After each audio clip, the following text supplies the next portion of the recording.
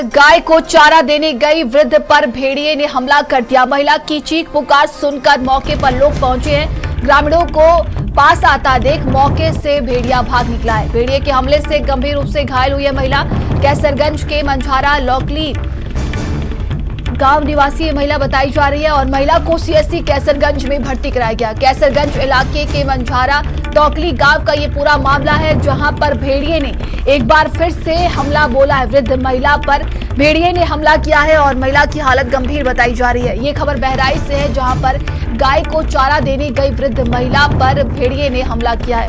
बहराइच की अगर बात करते हैं तो पिछले साल भी भेड़ियों का आतंक यहां पर देखने को मिला था, जिसकी वजह से कई लोगों की जानें गई थी और कई लोग इसमें घायल हुए थे। और लगातार कई महीनों की कड़ी मशक्कत के बाद फिर से भेड़ियों को भगाया गया था। लेकिन ये खबर देखिए एक बार फिर से सामने आ रही है।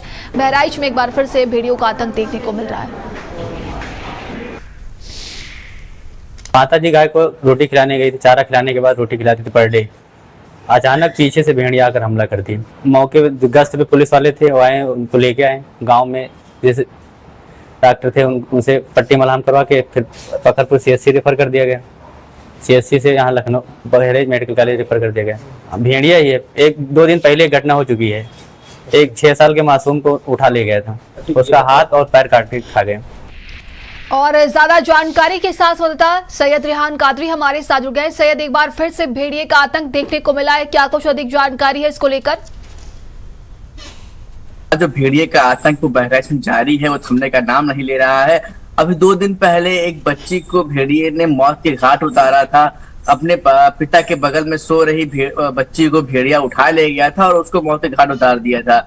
और देर शाम की वारदात है, जब एक बुजुर्ग महिला वृद्ध महिला गाय को चारा देने गई थी, तभी अचानक जो जमीन पे बैठे हुए थे, तो पीछे से भेड़िए ने उस पर अटैक किया है, उसकी गर्दन को दबोचा है, जिसमें वो बुरी तरीके से जख्मी हो गई है।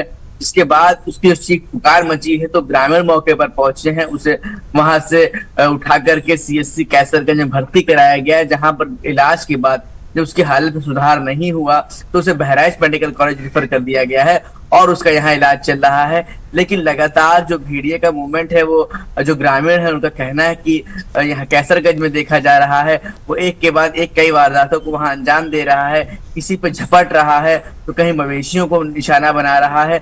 लेकिन ये बीते 2 दिन के अंदर उसने 2 बड़ी घटनाओं को अंजाम दिया है, जिसमें एक बच्ची की मौत हो गई है और एक बुजुर्ग महिला को गंभीर रूप से घायल कर दिया है। जो ग्रामीण है वो लगातार खौफजदा है। उनका कहना है कि जो भेड़िया ही है, क्योंकि वो चश्मदीद है, उन्होंने भेड़िया को आते देखा है।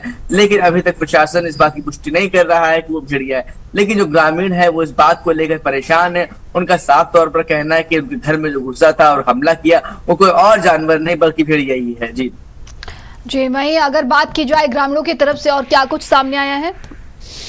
देखिए, लगातार जो ग्रामीण है इसको लेकर खौफ के साए में है। एक बार फिर से वो माहौल देखने को मिल रहा है। भेड़िए का नाम सुनते ही बहराइच का आदमी टहल उठता है। इसलिए जैसे बहरिए का नाम आया तो एक बार फिर आदमी जाग रहा है, अपनी हिफाजत कर रहा है।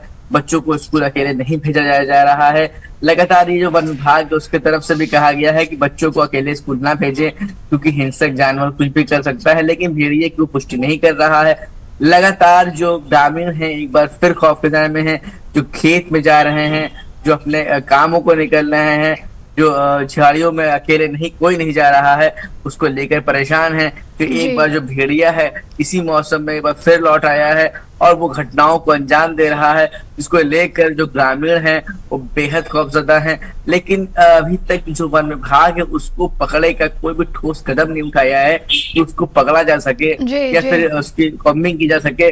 बस जो उनके जो वन विभाग के प्रयास है वो फाइलों में ही नजर आ रहे हैं, जमीनी स्तर पर कुछ नहीं दिख रहे हैं। जी तमाम जानकारी के लिए आपका बहुत बहुत धन्यवाद।